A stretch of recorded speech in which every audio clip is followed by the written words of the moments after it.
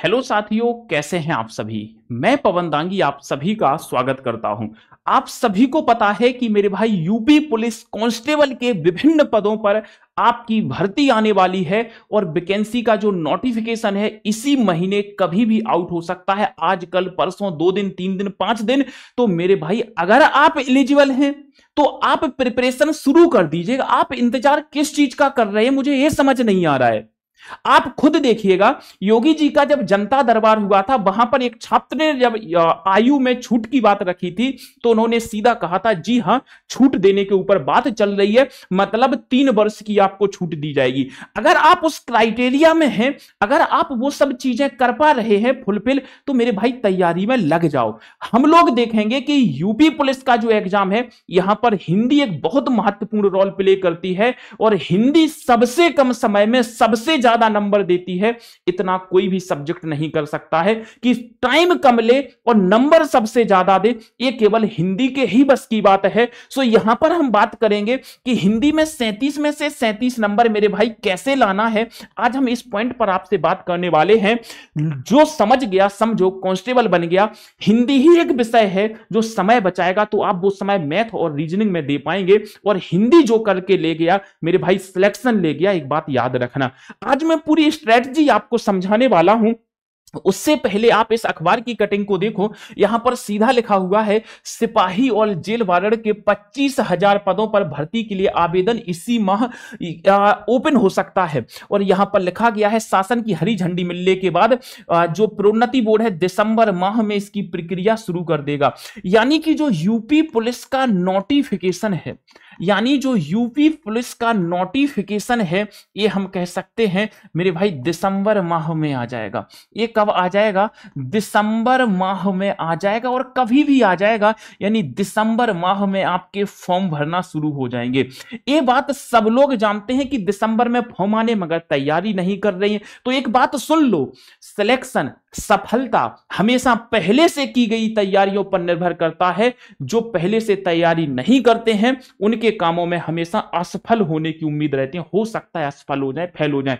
तो जब आपको पता है कि हमारी एज इतनी है, इतने से इतने के बीच में है, तो आप प्रिपरेशन कर लो ना, एलिजिबल हो। मैं नहीं कह रहा मेरे पेज बैच से कर लो, कर तो लो। हिंदी तो मैं आपको फ्री में पढ़ाता हूं यार, और चैलेंज करता हूं कि कोई ऐसे प्रश्न फंसा के तो दिखा दे। हर एक चीज मैं आपको दावे के साथ बताता हुआ चलूंगा कि आज हमारी बारी है हिंदी की। तो हिंदी में सर हम क्या कर लें, जो चीजें आपको कहीं नहीं मिलती, आज मैं आपको वो चीजें बताऊंगा कि कैसे पढ़ना है, कहां से पढ़ना है। मेरे भाई एक बात याद रख लेना कि आपको जब 2 रोटी की भूख होगी, 1 गिलास पानी की प्यास होगी, तो आप 1 गिलास पानी ही पियोगे। आप पूरी बोतल नहीं पी सकते या पूरा घड़ा नहीं पी सकते। उसी प्रकार हमारे सामने हिंदी की बहुत सारी चीजें हैं, हमें उतनी पढ़नी है जितने में हमारे 37 प्रश्न सही हो जाएं। इसके अलावा कुछ नहीं पढ़ना। तो सबसे पहले एज की बात कर लेते हैं हम लोग। अगर पुरुष कैंडिडेट की एज जनरल और ईडब्ल्यूएस कैटेगरी में 18 से लेकर 25 वर्ष तक है, 18 से 25, 22 मांगी जाती थी मगर 3 साल छूट है, 3 साल छूट दी जाएगी। तो अगर 18 से 25 के बीच में है तो ये वाले बच्चे फॉर्म भर सकते हैं, जनरल कैटेगरी और ईडब्ल्यूएस। इनका जन्म 2/7/2000 से 1/7/2007 के मध्य हुआ हो, अगर इसके बीच इनका जन्म है तो ये फॉर्म भर सकते हैं। अगर ओबीसी एससी कैटेगरी के पुरुष हैं तो इनकी एज 18 से लेकर 30 वर्ष होनी चाहिए। मतलब 5 वर्ष इनको छूट वैसे दी जाती है और 3 सबको मिल रही है, 8 वर्ष की छूट की आती है। यानी कि इनकी एज 2/7/95 से 1/7/2007 के बीच होनी चाहिए। महिला कैटेगरी जो है, इनके जनरल कैंडिडेट के लिए जो आयु होनी चाहिए 18 से लेकर 28 वर्ष के बीच होनी चाहिए। और मेरे भाई इनका जन्म 2/7/1997 से लेकर के 1/7/2007 के बीच में होनी चाहिए। अगर मैं ओबीसी एससी एसटी की महिलाओं की बात करता हूं तो इनकी एज 18 से लेकर 33 वर्ष के बीच में होनी चाहिए। यानी इनका जन्म 2/7/1992 से 1/7/2007 के बीच में होनी चाहिए। अगर आप इतनी जो आयु है उसको फिल कर रहे हैं तो मेरे दोस्त तैयारी में लग जाओ, इससे बेस्ट मौका नहीं मिल सकता। मजा आ जाएगा, नौकरी ले लोगे। बस एक बात याद रखना, हिंदी में फुल स्कोर करना है। कैसे पढ़ना है, क्या पढ़ना है, मैं अभी बताऊंगा। हिंदी की अगर मैं बात करूं तो यहां पर 37 क्वेश्चन आने हैं, एक क्वेश्चन 2 नंबर का, यानी 74 नंबर की आपकी हिंदी यहां पर पूछी जाएगी। और एक मात्र विषय ऐसा है जो समय सबसे कम लेगा, सबसे कम आपका समय लेगा और नंबर आपको सबसे ज्यादा देकर के जाएगा, ये विषय है हिंदी। इतनी औकात रखता है आपका हिंदी, तो मेरे दोस्त इसको हम छोड़ कैसे सकते हैं। इसके लिए तो हम दिन रात एक कर देंगे। और मेरे भाई दिन रात एक करने की बात नहीं कर रहा, मैं बस इतनी गारंटी देता हूं कि अगर आपने 24 घंटे में 45 मिनट दे दिए मुझे क्लास में, तो पूरे में पूरे प्रश्न सही करा के दूंगा। जो बच्चे जानते हैं वो भली भांति मुझसे परिचित होंगे। केवल मैं बात करता हूं 45 मिनट। अब वो 45 मिनट आप मुझे कहां देंगे, चलिएगा वो भी समझ लेते हैं। सबसे पहले मैं बात करता हूं हिंदी सिलेबस की। तो हिंदी सिलेबस में हमें भारत की भाषाएं भी पढ़नी है, खासकर हिंदी। सर हिंदी व्याकरण भी पढ़नी है, व्याकरण के अंदर पढ़ना है। व्याकरण क्या है, कौन सी धातु है, व्याकरण के कितने अंग हैं। सर वर्णमाला पढ़नी है, तत्सम तद्भव देशज विदेशज पर्यायवाची विलोम शब्द अनेकार्थी, वाक्यांशों के लिए एक शब्द, समुच्चय शब्द, अशुद्ध शब्दों को शुद्ध करना। सर इसके बाद लिंग वचन कारक संज्ञा पढ़ना है, क्रिया पढ़ना है, काल पढ़ना है, वाच्य उपसर्ग प्रत्यय संधि। सर समास नहीं लिखा है, विराम चिन्ह पढ़ना है, ये लिखा है। समास पढ़ना है। सर मुहावरे और लोकोक्तियां पढ़नी है, रस पढ़ना है, छंद पढ़ना है, अलंकार पढ़ना है, अपठित बोध यानी गद्यांश। प्रसिद्ध कवि, प्रसिद्ध कवियों में हमें कवियों के उपनाम पढ़ने हैं।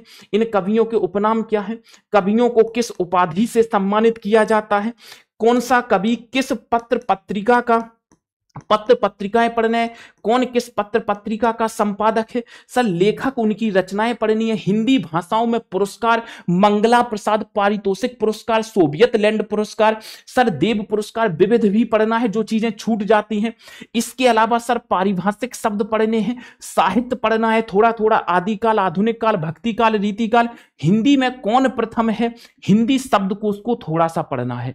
इतनी चीजें अगर हमने हिंदी में कंप्लीट कर ली तो ये मेरा वादा है आप हिंदी में 37 में से 37 प्रश्न सही कर दोगे। सर इतनी सारी चीजें कंप्लीट कैसे होंगी? अरे मेरे भाई मैं हूं ना, मैं आपसे क्या कह रहा हूं, आप मुझसे दो जगह हिंदी पढ़ लो। या तो आप मेरे दोस्त यूट्यूब पर पढ़ लो, या तो यूट्यूब पर पढ़ लो, या मेरे भाई पेड बैच में पढ़ लो। मैं ये नहीं कह रहा केवल मेरे से पढ़ लो, बस निरंतरता बरतनी है, बस कंटिन्यूटी बरतनी है। अगर आपने निरंतरता बरत ली, कंटिन्यूटी बरत ली, तो मेरे भाई आपको कोई पीछे नहीं छोड़ सकता।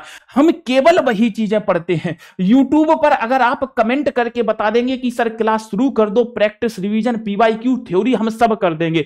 अगर पेड बैच में जुड़ना है तो पेड बैच के लिए फाउंडेशन बैच शुरू होने वाला है मेरे भाई, फाउंडेशन बैच शुरू होने वाला है।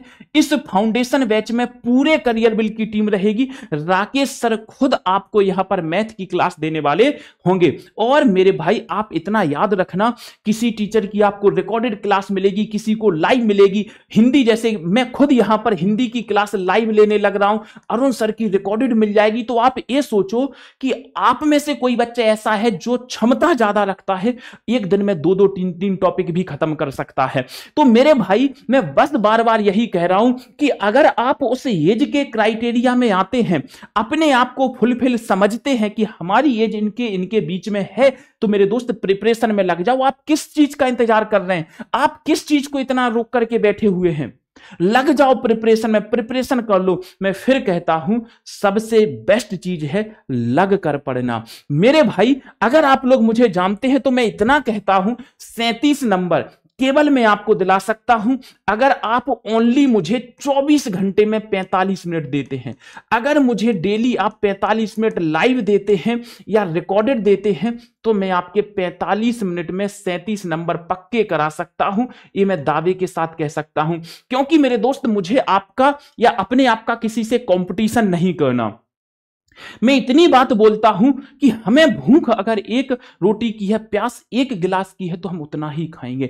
इतनी सारी किताबें हैं मार्केट में, हम वो नहीं उठाते हैं। उतना ही पढ़ना है जितना हमारे लिए आवश्यक है। आप किसी टीचर के हार्ड प्रश्न देखते हो, आप कांप जाते हो, यार ये तो मुझे आता ही नहीं है, और टीचर जानबूझ के आपको वो हार्ड प्रश्न कराता है ताकि आपको लगे आपको कुछ नहीं आता, आप उसकी क्लास देखो, आप वॉचिंग बढ़ाओ। ऐसा कुछ नहीं करना, आपको उस लेवल का पढ़ना है जितने में आपका पेपर क्वालिफाई हो सकता है। और ये बात मैं आपको रोज समझाता हुआ चलूंगा, रोज मोटिवेट करता हुआ चलूंगा। तो हिंदी के ये टॉपिक कर लो और विविध में वो सारे टॉपिक आ जाएंगे जो थोड़े से अभी छूटे हुए छोटे मोटे टॉपिक आ जाएंगे, जो हमारी परिभाषाओं से भी प्रश्न बनते हैं। तो इतनी चीजें हमें पढ़नी है मेरे भाई। आप मुझे कमेंट करके बता देना कि सर क्लास शुरू कर दो यूट्यूब पर, मैं तुरंत क्लास शुरू कर दूंगा। मेरे दोस्त आप कमेंट के माध्यम से बता सकते हो और पेड बैच के माध्यम से आप हमसे प्रिपरेशन कर सकते हो। जैसा भी आपको उचित लगता है आप दोनों में से वो चीजें कर सकते हो। अगर आप हमसे जुड़ना चाहते हैं, इस पीडीएफ को चाहते हैं, तो आप हिंदी बाय पवन सर यूट्यूब चैनल पर, सॉरी टेलीग्राम चैनल पर आप जुड़ जाइएगा। यहां पीडीएफ वगैरह इसकी शेयर में करता रहता हूं। बाकी आज के इस इवेंट को हम यहीं पर विराम देते हैं, फिर मुलाकात करेंगे आपसे नेक्स्ट सेशन में। तब तक के लिए आप सभी प्यारे दोस्त अपना और अपनों का ध्यान रखें, माता पिता का सम्मान करें, उनकी इज्जत करें, नाम रोशन करें, उनके सपनों को साकार करें। धन्यवाद, thank you so much, bye bye and take care, best of luck.